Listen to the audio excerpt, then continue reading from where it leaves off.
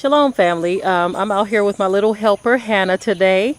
We decided to pick some corn from the garden. This is our favorite time of year when we can taste the first fruits of our labor with our corn plantings. And some of it is ready. Some of the earlier plantings is ready to be eaten. And so we've decided to come out here, me and my little friend Hannah. We've decided to come out here and pick some corn. And that's going to be our treat snack for today.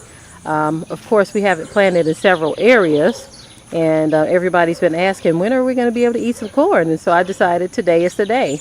After all of our work is done and we've settled in, and we did our garden work out here early today. It's getting kind of hot, so we decided to cut the work day short with what we had to do. We didn't have a whole lot to do anyway, but we decided that it was corn time. And so we just picked a little bit. This one right here, we've already peeled back to make sure that they are ready. And yes, they are. But yeah, this is the fruit of our labor.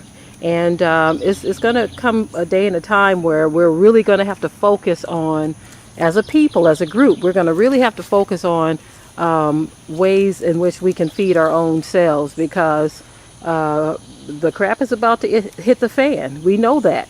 We all know this. And so with that in mind, we need to be realistic on what we as a people need to be doing. A lot of people have land, and even if you have a smaller house in the city, we used to always have a garden in the backyard in our family. Not per se, my mom didn't have one, but I remember my Aunt Rebecca and some of the other seniors in our family, they always had gardens growing. My husband's family, they've always had a garden in the city of Detroit. And so all of the excuses can be tossed out the window. If you have any amount of space or land, you need to grow something. If you have any family that has land that they're not using, ask them if you could use the land to grow food and share the harvest with them. But by all means, we can't afford to sit and do nothing, because times are getting rough.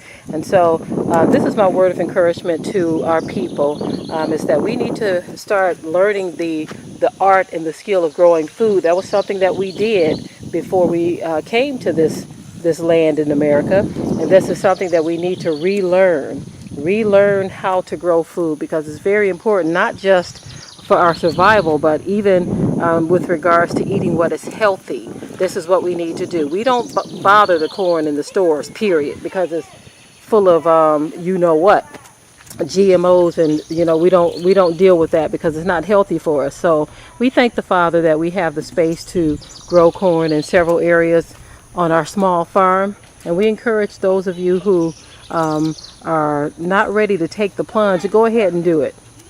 Go ahead and start growing food. I mean, there's still time this year to grow a whole lot. As a matter of fact, we're approaching midsummer, in which you can have a fall garden already in the works, growing things such as kale and collards and other greens and different varieties of lettuce and broccoli.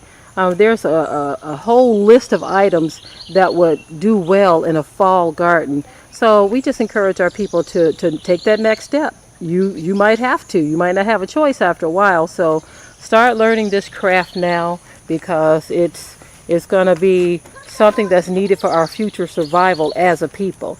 With that, I'm going to say shalom. We're going to go ahead and get it out of this sun. It's kind of hot out here today, but even if it is hot, sometimes you have to do what you have to do. But this is why we choose to get out early. We get up early in the morning when the sun is still kind of back a little bit, and we do what we have to do, and then we head on in. Ain't that right, Hannah? Yeah. Okay, shalom, family.